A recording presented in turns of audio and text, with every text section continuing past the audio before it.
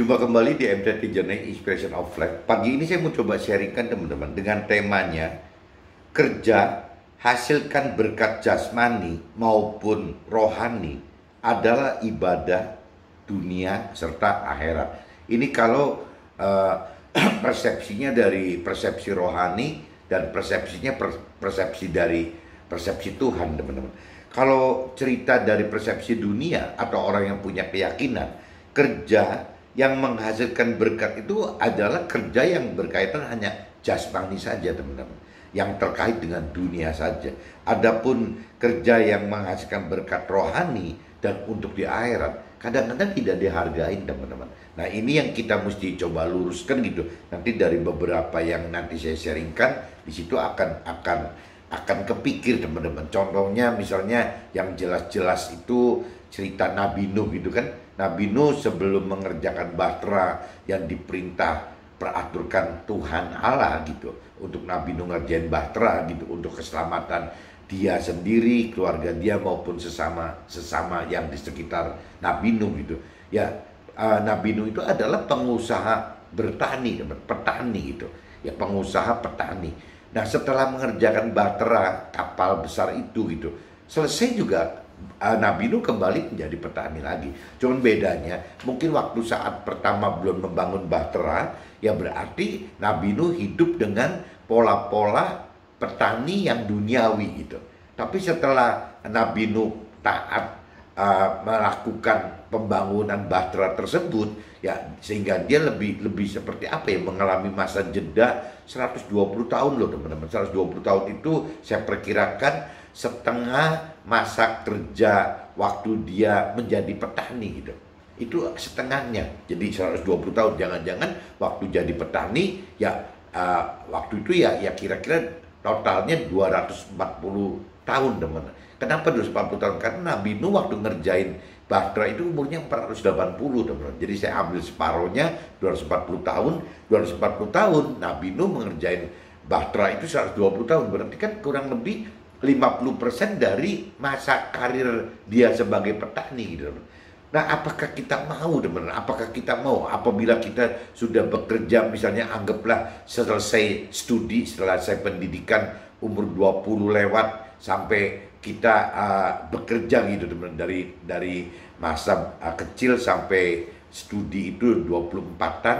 Nah, waktu kerja itu anggaplah 20-an gitu sampai 40-an gitu. Nah, pertanyaannya apa mau gitu kita separuh waktu kita sekitar 10 sampai 15 tahun kita mau gitu meninggalkan pekerjaan kita ya untuk benar-benar fokus, ada masa jeda bagaimana membangun bahtera, dalam arti kata kalau untuk kita ya berarti membangun rohani kita gitu. Bagaimana kita mencari carilah dulu kerajaan surga dan kebenarannya itu ya selama kurang lebih 10 sampai 15 tahun, teman. Rasanya nggak semua orang mau. Nah, Nabi Nuh ini mau, teman. Nabi Nuh ini mau gitu. 120 tahun dia itu mengerjakan hanya untuk bahteranya aja. Ya karena Nabi Nuh ya seolah-olah mentaati perintah Tuhan, carilah dahulu kerajaan surga dan kebenaran firman-Nya gitu. Nah, itu Nabi Nuh kerjakan itu selama 120 tahun.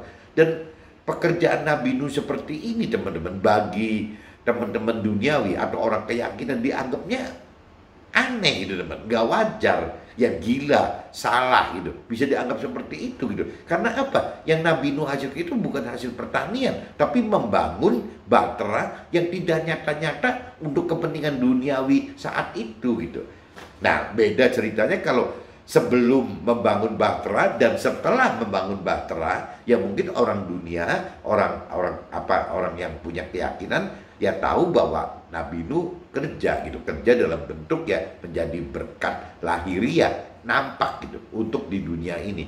Nah, ini orang dunia, orang yang berkeyakinan itu pandangan seperti itu, teman-teman. Nanti coba saya kupas di draft saya lebih dalam, teman, supaya teman-teman bisa lebih mengerti apa sih bedanya pola-pola duniawi dan rohani gitu. Apa sih bedanya pola-pola manusia dengan pola-pola Tuhan gitu. Ada beda di situ.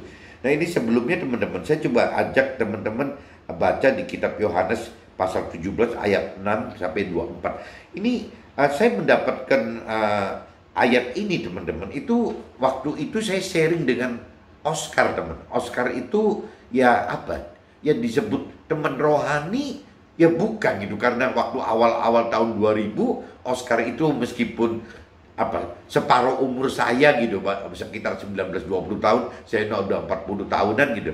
Tapi Oscar itu ya mentor rohani saya waktu itu teman-teman. Meskipun setelah saya lebih mendalami, mengenal, mengerti akan firman Tuhan, ya lama-lama ya kadang menjadi mentor rohani, kadang-kadang menjadi teman rohani gitu, dengan berkembangnya masing-masing kedewasaan rohani antara Oscar dan saya, akhirnya jadi seperti itu. Yang bisa jadi kapan jadi mentor rohani, kapan jadi teman rohani gitu. Tapi pada tahun 2000, Oscar adalah meskipun jauh lebih muda, umur 19 tahun waktu itu, saya 40-an, tetap Oscar adalah mentor rohani saya teman-teman. Nah itu saya lihat di catatan kitab suci saya itu, Oscar pernah punya impresi begitu. Ya bagaimana saya Tuhan seolah-olah ingin saya lebih mengenal mengerti akan Tuhan, firman Tuhan juga gitu. Dan juga bagaimana saya satu saat akan menjadi ya alat gitu, alat untuk Tuhan, bagaimana memberitakan kebenaran firman Tuhan, tapi sebagai pengusaha teman.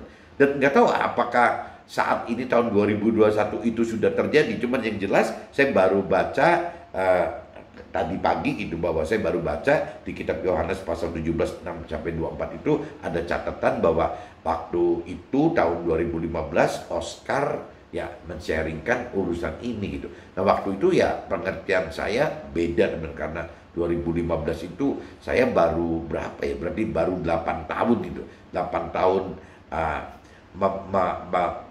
belajar gitu untuk mengenal mengerti firman Tuhan, baru 8 tahun teman. Kalau sekarang kan sudah berjalan kurang lebih hampir 15 tahun ya teman-teman, nggak berasa gitu. Nah ini saya coba baca dulu teman-teman di kitab Yohanes. Coba teman-teman lihat juga kitab Yohanes pasalnya 17 teman-teman, ayatnya 6 sampai 24 teman-teman ya, agak panjang teman-teman. Jadi kitab Yohanes 17 teman-teman, ayat 6 sampai 24. Saya baca universal dan agak cepat aja teman-temannya. Yesus telah menyatakan namanya kepada semua orang yang engkau berikan kepadaku dari dunia. Mereka itu milikmu dan engkau telah memberikan mereka kepadaku dan mereka telah menuruti firman-Mu.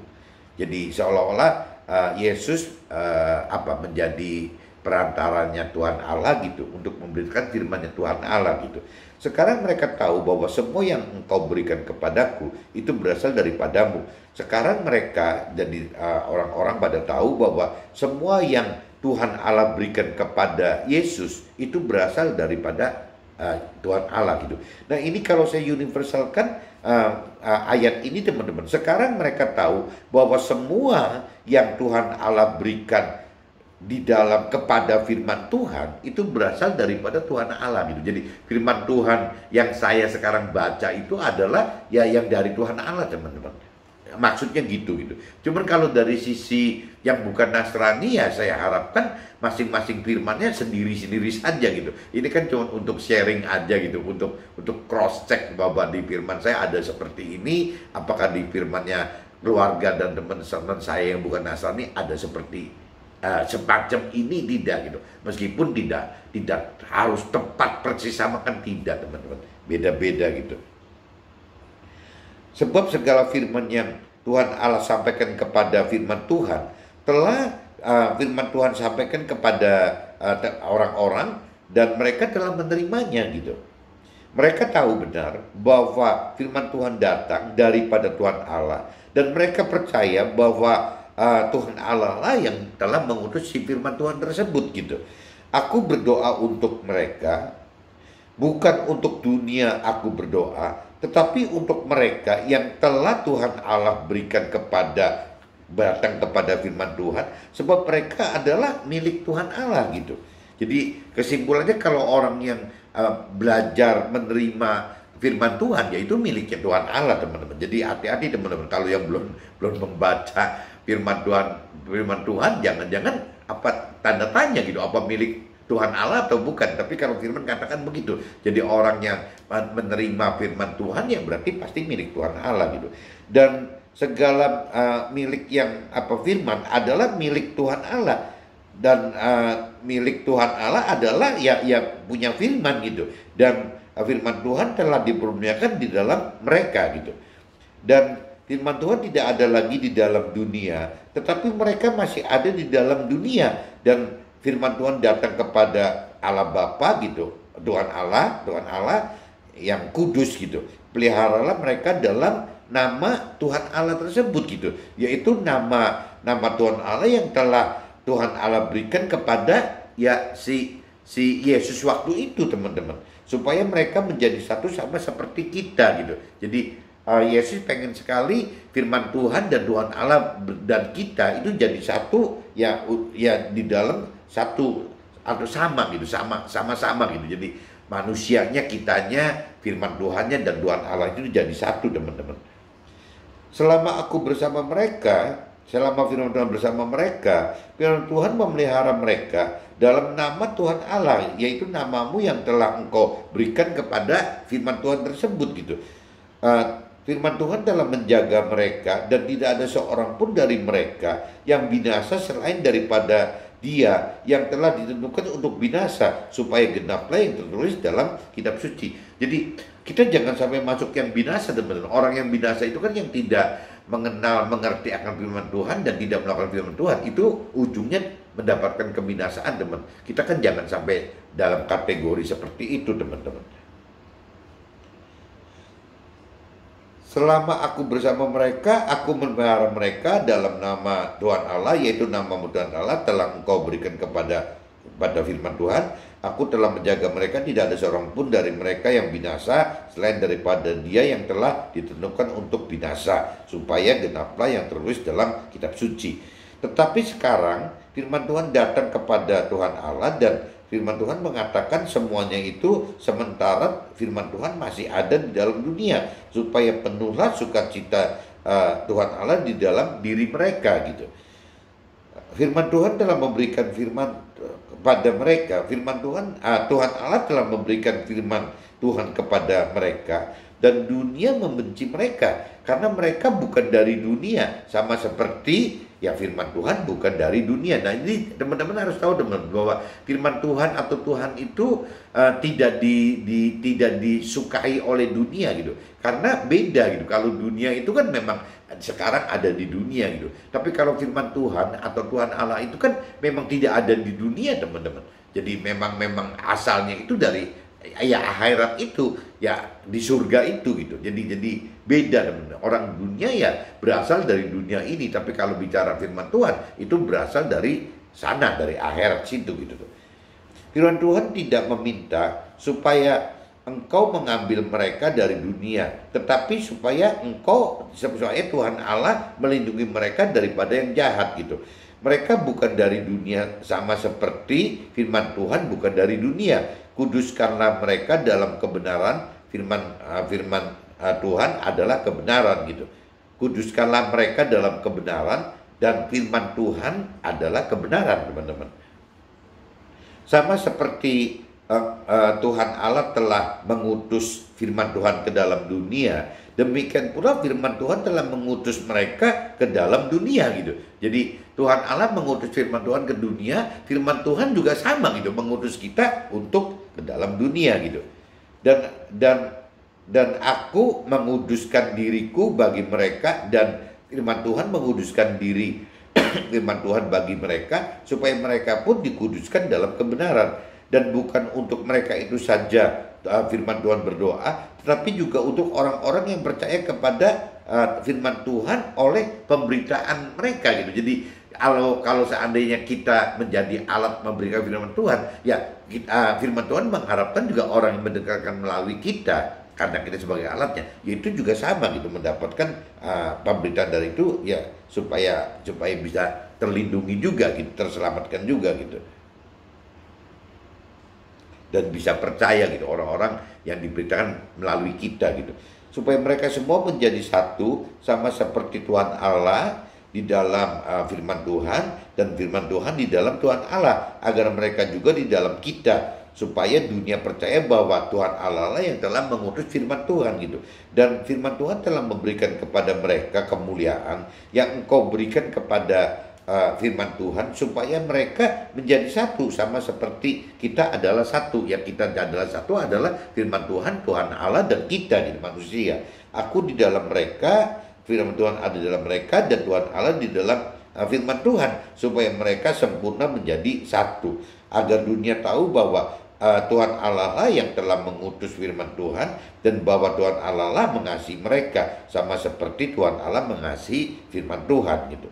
Ya aku mau supaya ya Tuhan Allah, firman Tuhan mau supaya dimanapun Tuhan firman Tuhan berada, mereka juga berada bersama-sama dengan Tuhan Allah gitu. Mereka yang telah Tuhan Allah berikan kepada firman Tuhan, agar mereka memandang kemuliaan firman Tuhan yang telah Tuhan Allah berikan kepada firman Tuhan. Sebab Tuhan Allah telah mengasihi firman Tuhan sebelum dunia dijadikan.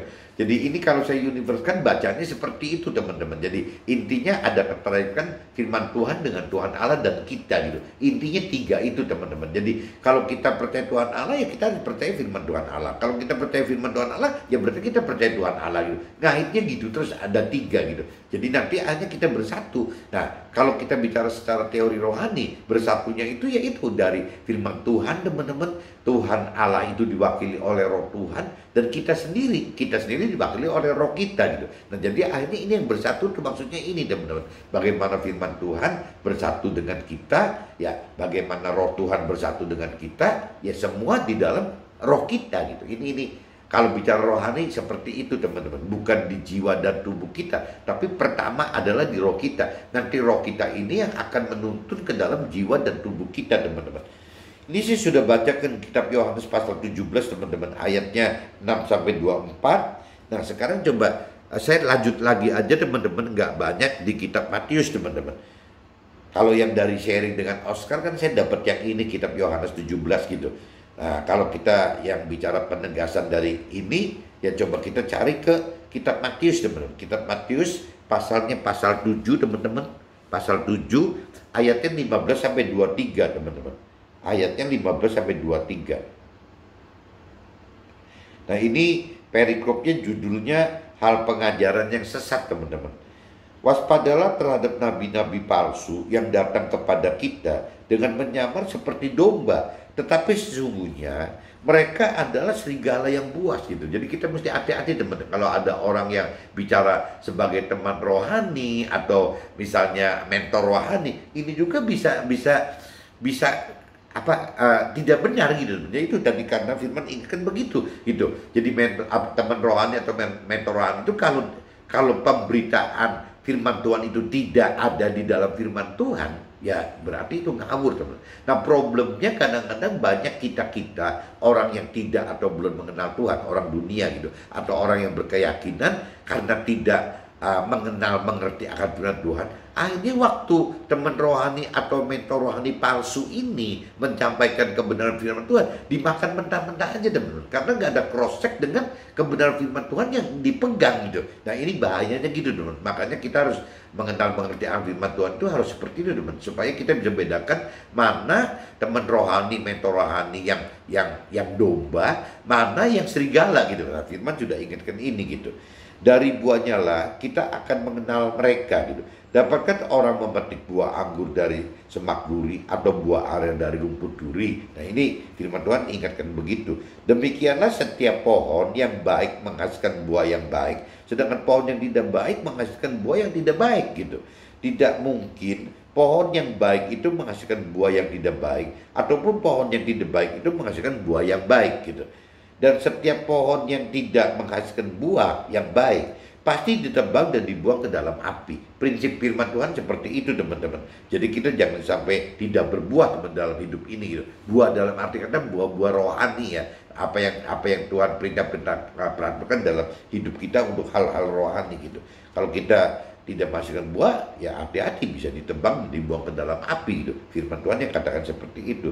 Jadi dari buahnya lah kita akan mengenal mereka, bukan setiap orang yang berseru. Jadi ini cerita balik lagi kan cerita mentor teman rohani atau mentor rohani nih. Jadi dari buahnya lah kita akan mengenal si teman rohani dan mentor rohani itu ya benar atau tidak benarnya gitu. Bukan setiap orang yang berseru-seru kepada Tuhan akan masuk ke dalam kerajaan sorga, melainkan dia yang melakukan kehendak Tuhan Allah yang di sorga gitu. Nah, kehendak Tuhan Allah di sorga itu ya firman Tuhan, teman-teman. Jadi jangan cuma bicara kita seolah-olah percaya Tuhan tapi versinya kita sendiri gitu. Ya kita percaya Tuhan cuma sekedar versi disuruh agama saja. Bukan begitu, teman-teman. Ya kita kalau percaya Tuhan kan memang kita mau mengenal firman Tuhan, kita mampu mengerti firman Tuhan, dan kita berani melakukan firman Tuhan. Nah itu kan yang benar kan itu, teman-teman. Tapi ternyata banyak orang gitu, lepas kitanya, ya atau mungkin teman rohaninya, atau mentor rohaninya, yang kadang Tuhan-Tuhanan, tapi tanpa dasar firman Tuhan, teman-teman. Jadi ya seenaknya sendiri. Ya Tuhan itu diimajinasikan seolah-olah dengan pikiran, perasaan, dan kehendaknya sendiri saja gitu. Nah ini yang bikin jadi gak keruan kan ini, teman-teman. Pada hari terakhir banyak orang yang akan berseru kepadaku, ya kepada Tuhan Allah gitu. Tuhan, Tuhan, bukankah kami bernubuat demi namamu dan mengusir setan demi namamu dan mengadakan banyak mujizat demi namamu juga? Ya, pada waktu itulah Tuhan Allah akan berterus terang kepada mereka, kepada si teman rohani atau mentor rohani itu, dan berkata, Tuhan Allah tidak pernah mengenal kamu, tidak pernah mengenal mereka gitu. Nyala daripada Tuhan Allah, kamu sekalian pembuat kejahatan gitu. Jadi kalau orang yang tidak melakukan firman Tuhan dari sisi rohani dicapnya pembuat kejahatan, teman-teman.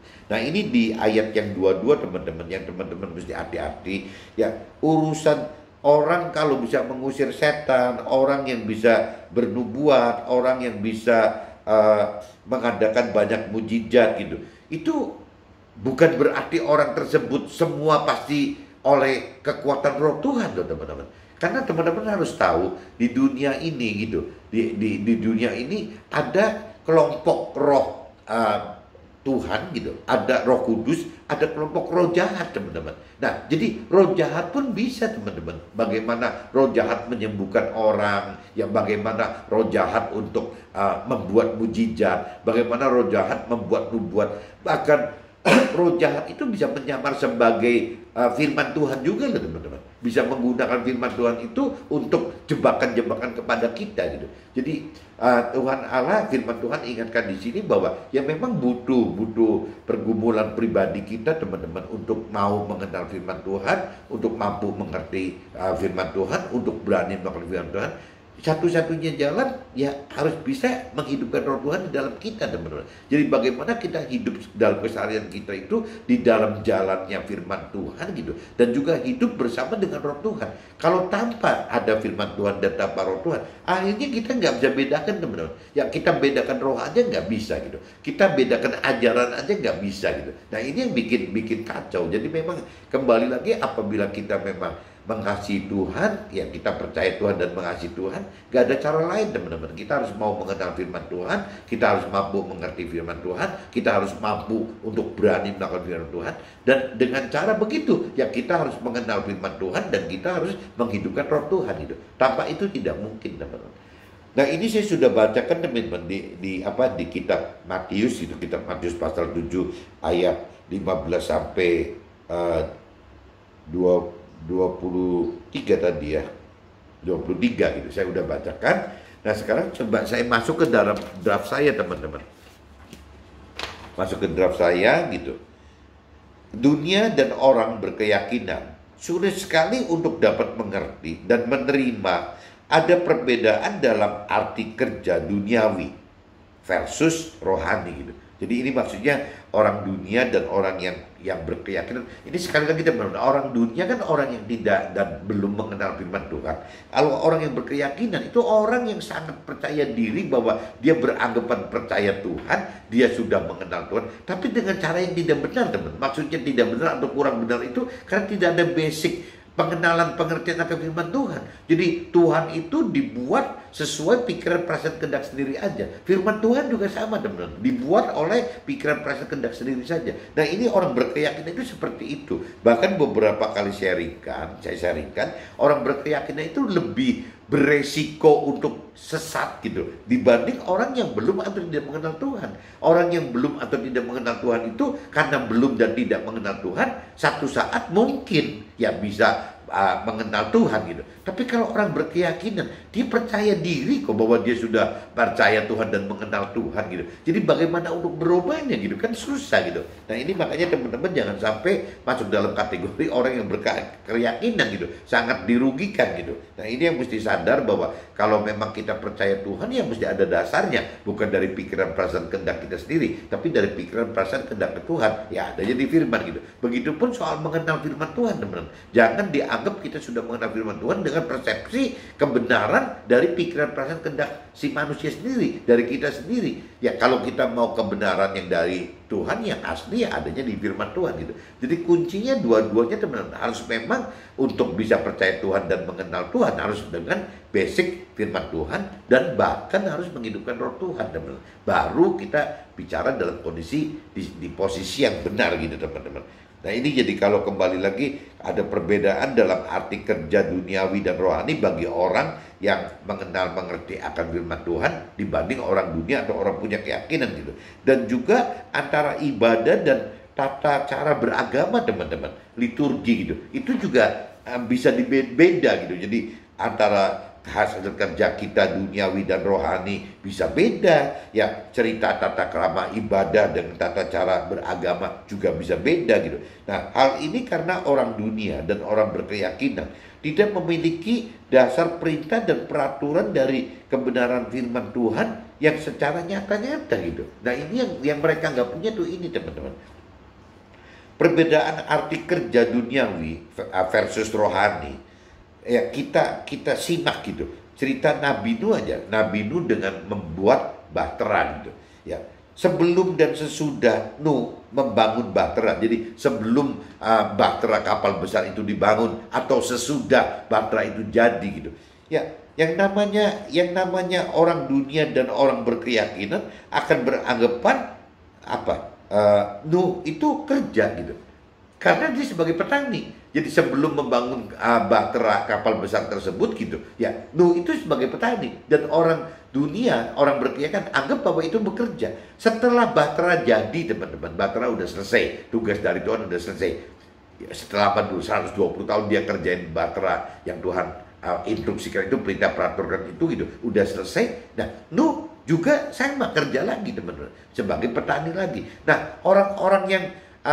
tidak atau belum mengenal Tuhan atau orang yang berkeyakinan ya taunya begitu bahwa Nuh itu kerja seperti itu gitu sebelum mengerjakan bahtera dan setelah mengerjakan bahtera. Tapi orang dunia nggak kenal gitu, nggak mengenal bahwa waktu mengerjakan bahtera ini adalah kerja. Orang dunia tidak mau ngakuin itu, orang berkeyakinan nggak mau ngakuin itu. Kerja apa? Nggak ngasilin apa-apa gitu. Kalau kerja menjadi petani kan menghasilkan hasil gitu, buah-buahan apa sayur-sayuran gitu kan akan menghasilkan itu.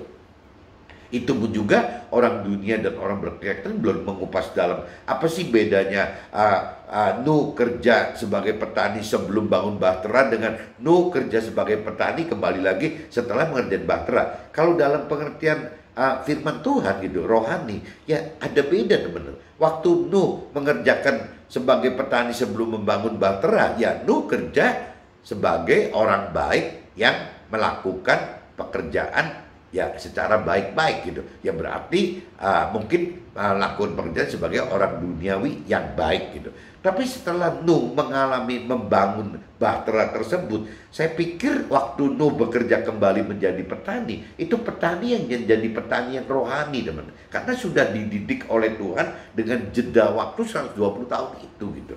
Jadi bagaimana Tuhan didik soal Nuh, bagaimana mindset Nuh gitu, pola pikir dan cara hidup Nuh itu dirubah ya setelah mengalami 120 tahun membangun bahtera kapal besar tersebut gitu. Jadi setelah selesai membangun bahtera, saya pikir Nuh akan menjadi petani yang rohani gitu, yang benar gitu. Jadi petani rohani yang benar. Kalau sebelumnya Nuh itu adalah petani duniawi yang baik gitu. Jadi bedanya gitu, transformasi baik dan benar itu yang melalui proses 120 tahun membangun bahtera itu. Nah kita sama teman-teman, dalam hidup kita juga sama gitu. Kita apakah ngalamin itu? Tidak gitu. Ya dalam hidup kita. Nah kadang-kadang waktu kita ngalamin itu dicemooh oleh orang-orang dunia atau orang-orang keyakinan. Ya kok begini kerja sih gitu. Padahal memang itu kerja secara rohani gitu. Bukan kerja secara duniawi. Gitu, ceritanya gitu teman-teman. Apa ya ini, jadi saya ulang lagi coba. Perbedaan arti kerja duniawi vs rohani. Kita simak cerita Nabi Nuh vs bahtera, bangun bahtera. Sebelum dan sesudah Nuh membangun bahtera, orang dunia dan orang berkeyakinan akan beranggapan Nuh kerja gitu. Kerja sebagai petani yang menghasilkan berkat secara lahiriah, jasmani, nyata-nyata teman-teman. Sedangkan waktu mengerjakan bahtera adalah bukan kerja gitu. Ya, karena ya tidak hasilkan berkat secara lahiriah dan jasmania gitu, jasmani, tetapi berkatnya secara batinnya dan rohani yang tidak terlihat nyata-nyata oleh orang dunia dan orang berkeyakinan tadi teman-teman.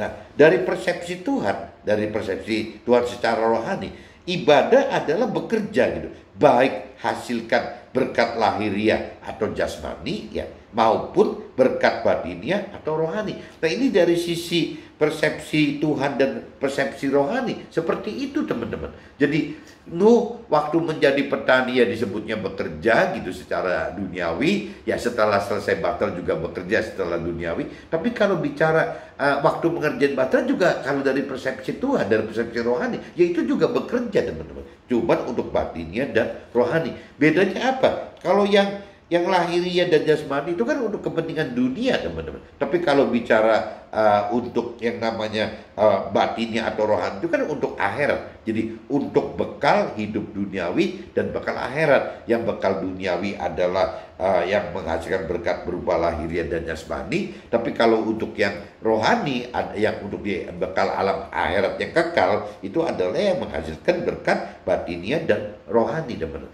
Bedanya gitu teman. Jadi di kacamata Tuhan, di persepsi Tuhan itu ya bedanya gitu teman.